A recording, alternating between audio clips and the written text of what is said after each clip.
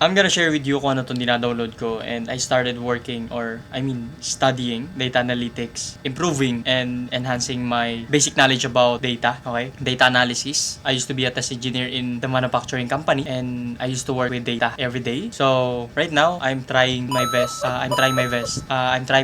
na pag-aralan ang data analytics kasi aside sa in-demand siya, I enjoy working with data now. So, I want to work with a lot of data. So, currently, nag-download ako. So, I am following something dito sa YouTube. Ayan.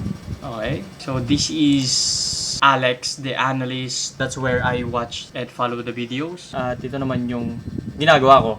So, sa isang laptop. So, laptop to ng kapatid ko. And what I'm doing, dito ko siya ini-install. So, right now, it's stuck at 86%. 86% pa rin siyang until now. So, I hope maging okay na siya later on. So, I will update you. By the way, I'm happy sa audio quality ng camera na to. Actually, I'm using the eMeet C60E, if I'm not mistaken. No? Ito yung built-in microphone niya. And to tell you honestly, okay siya sa akin. Samahan niyo muna ako. Maglalagay muna ako nito sa gilid kasi medyo hindi na maganda yung side ko here. So, it's dark. So, wait. Yun. Okay. So, medyo okay na sa part na to. As you can see, I'm looking at the laptop mirror. So, ayun. I'm really happy sa quality ng webcam na to. Anyways, let's go back. So, I'm still waiting. It's still not moving from 86%. I don't know how long I will wait for this to finish. Let me share with you yung mga thoughts ko why I'm pursuing data analytics. First, number one, in demand siya. Second, pwede ako maghanap ng trabaho, work from home. Third is, I enjoy working with data na talaga. Plus, marami siyang sako. Actually, hindi lang Excel, okay, hindi lang dashboards yung gagalawin mo, but you will also work with SQL and Python, which is yun yung mga components or mga bagay na ginagamit ko sa pagiging test engineer. And it really captured my attention kung bakit ko aaralin ito. Until now, nagsusubok pa rin ako maghintay dito. Finally, nagka-progress na siya. Finally, natapos na. I'm now done installing my SQL workbench and excited na ako makapag-practice. I'm looking forward to learn this before January 1st, 2026. So hopefully, I can work and finish all the things na meron sa playlist ni Sir Alex, the analyst. Okay? So this is just the part 1 of learning data analytics.